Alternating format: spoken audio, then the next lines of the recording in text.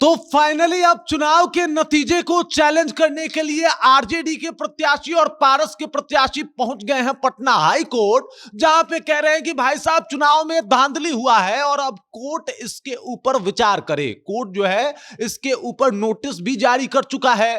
पूरी कहानी क्या है और अंततोगत्वा इसका परिणाम क्या हो सकता है, सब कुछ आपको विस्तार पूर्वक बताएंगे, समझाएंगे। लेकिन उससे पहले मेरा परिचय जान लीजिए। मेरा नाम है रजत और आप जनता जंक्शन देख रहे हैं। देख लीजिए, जब से चुनाव का रिजल्ट आया है या चुनाव रिजल्ट से पहले भी वोट चोरी का एक जो मुद्दा था वो तेजस्वी यादव से लेकर राहुल गांधी तक बिहार में उठाते आए हैं। उन्होंने कहा है कि भाई साहब ईवीएम में गड़बड़ी हुई है और आरजेडी अभी भी इस बात को मानने को तैयार नहीं है कि भाई हम चुनाव हारे हैं, बल्कि ईवीएम को ही जो है वो कहीं ना कहीं जिम्मेदार आरजेडी बता रही है और कह रही है कि भाई ईवीएम के साथ खिलवाड़ हुआ, ईवीएम के साथ कहीं ना कहीं छेड़खानी हुई, तब जाके हम चुनाव हारे हैं, वरना मूवमेंट और माहौल कुछ और था। परिणाम बिल्कुल इसके भिन्न और अलग आए हैं। इसके लिए ईवीएम जिम्मेदार है। आरजेडी ने तो यह तक कह दिया कि अमेरिका, रसिया जैसा देश जहां पे ईवीएम से चुनाव नहीं होता, उन्होंने भी ईवीएम को कह दिया है कि भाई साहब ईवीएम से चुनाव नहीं होगा। तो आखिरकार यहां पे ईवीएम को क्यों लाया जाता है, यह बहुत बड़ा सवाल है और इसके पीछे का कारण क्या है। और इसी बीच आरजेडी के दो प्रत्याशी कोर्ट पहुंच गए हैं। वहीं पे पशुपति पारस के एक प्रत्याशी जो है वो कोर्ट पहुंच गया है और इन लोगों का कहना है कि भाई साहब चुनाव का जो रिजल्ट है हम इसको चुनौती देना चाहते हैं। एक नियम भी होता है कि आप 45 दिनों के अंदर जो भी चुनाव का रिजल्ट है उसको लेके कोर्ट जा सकते हैं और उसको चुनौती दे सकते हैं। तो ये जो तेजस्वी यादव है, लालू यादव, इनके प्रत्याशी दो हैं जो कोर्ट पहुंचे हैं पटना हाई कोर्ट में।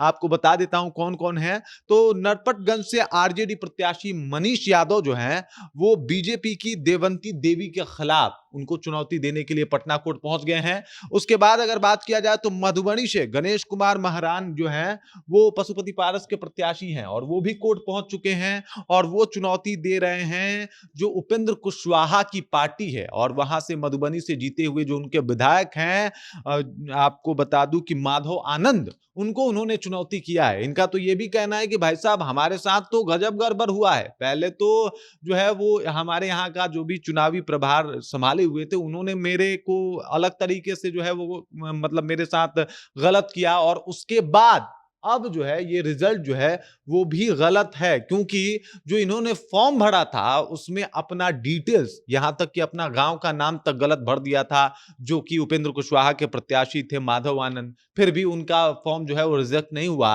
और मैंने सब कुछ सही भरा था, उसके बाद भी मेरा फॉर्म रिजेक्ट हो गया। इस मामले को लेकर कोर्ट पहुंचे हैं।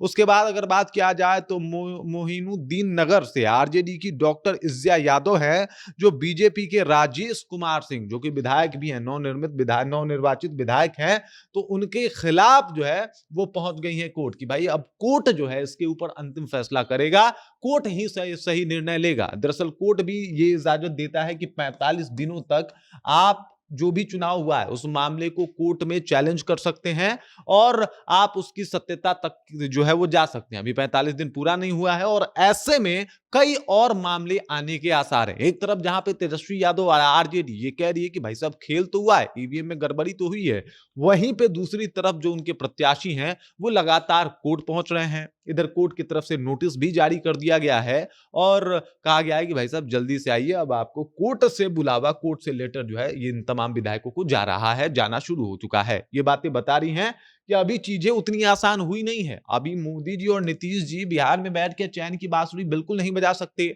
अगर कोई भी धांधली या कोई भी गड़बड़ी पाया जाता है तो कोर्ट न कि सिर्फ विधायकी रद्द कर सकती है, बल्कि इसके अलावा उस इंसान पे कठोर से कठोर कार्रवाई तक कर सकती है, जेल भी जाना पड़ सकता है। बाकी इस खबर, इस जानकारी को लेके और जिस तरीके से अब आरजेडी के तमाम विधायक या फिर महागठबंधन के विधायकों को कह लिया जाए वो लोग तमाम तरीके से कोर्ट जा रहे हैं, इस बात को आप कैसे देख रहे हैं, क्या सोचते हैं इसके बारे में, कमेंट करके अपना विचार हम तक पहुंचा दीजिए। बाकी आप देख रहे हैं जनता जंक्शन और मेरा नाम रजत है।